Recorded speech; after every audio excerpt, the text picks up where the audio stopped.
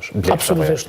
Janë dy kategori të ndryshoreve së të variablave. Njëna është që quaj nominale, pra 100 euro, vlera që shkruhet në letër, ajo gjithmonë mbetet 100 euro. Ajo nuk ka ndryshu.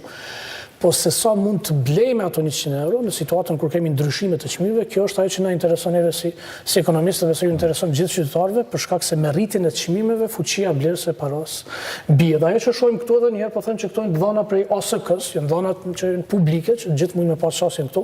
I vetmi ndryshim është ndryshimi i bazës, këtu baza është e vitit 2019, që është viti i parë para pandemisë. Nëse shohim me bazën e 2015, që është në OSK, situata del edhe më e keqe, për shkak se në 2015 ka pas. Në krahasim me 2025 ndryshimi është më i madh, por në krahasim me 2019 del që vlera reale 100 euro aktualisht është 78 euro. Kjo është gjithmonë mesatare, duke përdorur normën e inflacionit.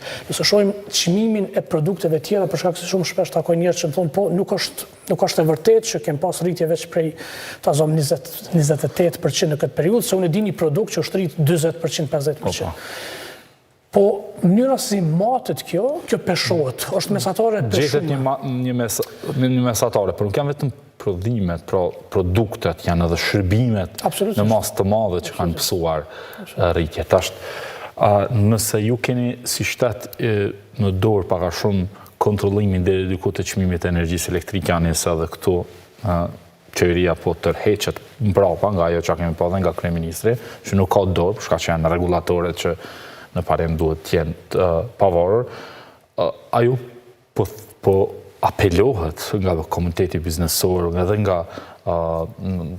gjithë që është arsyeja kryesore që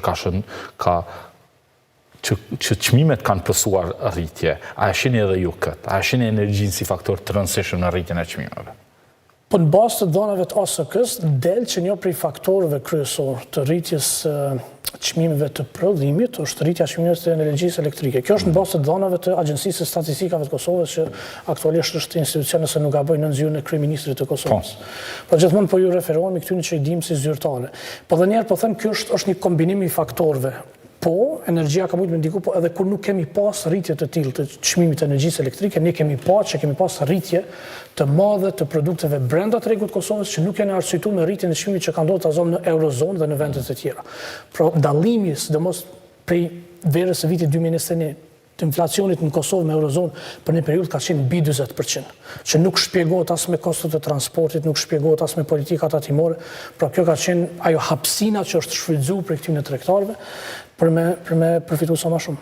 Mirë, ne të mërkurën do fillojmë fushatën, mbulimin e fushatës zgjedhore, jo ne si fushatë, po dhe çështja e parë që do mbulim është pikërisht inflacioni dhe çështjet sociale do të jetë kështu si temë e veçantë.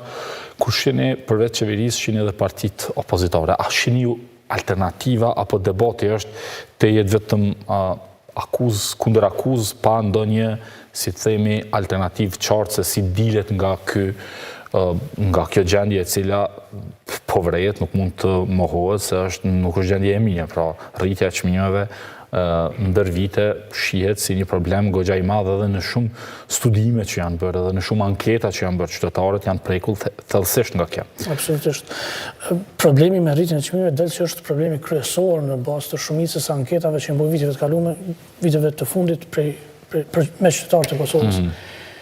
Unë konsideroj, ndoshta e kam gabim, uroj ta kem gabim, që një pjesë shumë e madhe e shoqënisë është shumë e polarizuar dhe nuk është thjesht e polarizuar në një hapësinë ku mund të ballafaqojmë ide dhe bindje të ndryshme, programe të ndryshme, po është një farë lloj tifozllëku politik ku gjykimi mbi atë se çfarë e thu për një politikë të caktuar është kontingjent në preferencën politike. Pra gjithmonë çështja është a je me qeverinë apo je kundër qeverisë dhe çka do të thu ti, çështja është apo e çet kjo mirë qeverinë apo e çet kjo keq qeverinë. Dhe kjo nuk lejon mandej diskutim.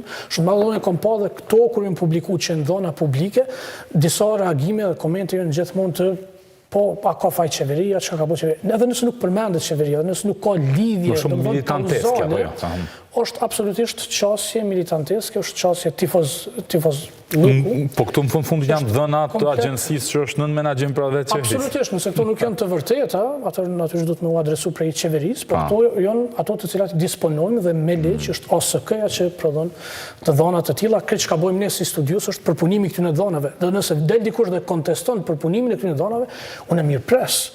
Po kjo qasja me për qeveri, kundër qeveri, mandej nuk lejon debat për shkak se gjithçka është kontingjent në preferencë politike. Mira, kishim fol pak se si do mund të luftojë rritja e çmimeve nga brenda, për shembull vetvendosje, por edhe tjera parti e kanë përmendur prodhuesin vendor.